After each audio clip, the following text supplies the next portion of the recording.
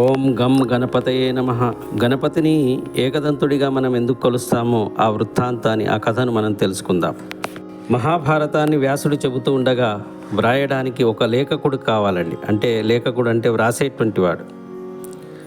మరి అందుకు సమర్థుడైనటువంటి వ్యక్తి ఎవరు అనేటువంటి దాన్ని మీమాంసలో పడి వ్యాస భగవానుడు బ్రహ్మదేవుడి గురించి తపస్సు చేశాడండి. మహాభారత గ్రంథాన్ని వ్రాయగలిగినటువంటి సమర్థుడు, సిద్ధి బుద్ధి ప్రధాత అయినటువంటి గణపతి ఒక్కడేనని గణపతిని శరణు వేయడమని చెప్పినాడు బ్రహ్మదేవుడు. ఆ వ్యాస భగవానుడు గణపతిని గురించి తపస్సు చేశాడండి. గణపతిని ప్రసన్నం చేసుకున్నాడు, విషయం చెప్పినాడు. మామూలుగా రాస్తే అందులో గొప్పతనం ఏముంటుంది? అందుకే గణపతి, నేను వేగంగా భారతం రాసేటువంటి సమయంలో నా గంఠం అంటే నేను రాసేటువంటి కలం ఎక్కడా కూడా ఆగకుండా రాస్తాను, నువ్వు ఆగకుండా చెప్పాలి అనేటువంటి షరతు విధించాడండి వ్యాస భగవానుడికి. మధ్యలో నువ్వు ఎక్కడైనా చెప్పడం ఆపివేస్తే నేను వ్రాయను, నువ్వు తడబడకుండా చెప్పాలి అంటూ నియమం విధించాడండి. సరేనన్నాడు వ్యాస భగవానుడు.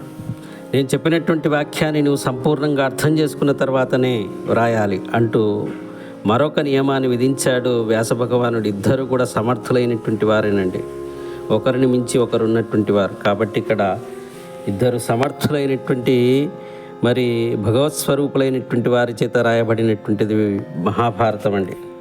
ఇంతటి గొప్ప గ్రంథాన్ని రాయాలి అంటే చక్కటి ప్రదేశం అవసరం, అంటే ప్రశాంతమైనటువంటి వాతావరణం కలిగినటువంటి ప్రదేశం అవసరం. కాబట్టి ఇద్దరూ కలిసి బద్రీనాథ్ ప్రాంతానికి వెళ్ళారండి. అక్కడికి వెళ్ళి కూర్చున్నారు.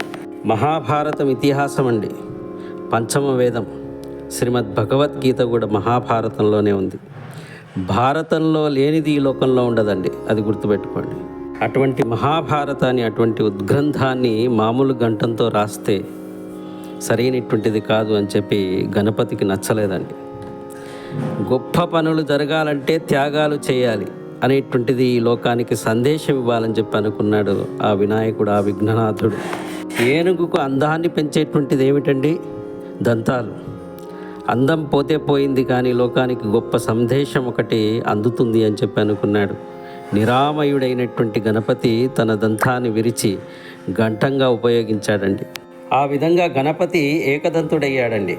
ఆ స్వామి దించిన తల ఎత్తకుండా, గంఠం ఆపకుండా ప్రతి పదాన్ని అర్థం చేసుకుంటూ, ప్రతి అక్షరాన్ని మననం చేసుకుంటూ మహాభారతాన్ని పూర్తి చేసినటువంటి వాడు ఆ స్వామి. అటువంటి స్వామి మనకు కూడా అంతటి బుద్ధిని ప్రసాదించాలని, సూక్ష్మగ్రాహిత్యాన్ని ప్రసాదించాలని కోరుకుందాం.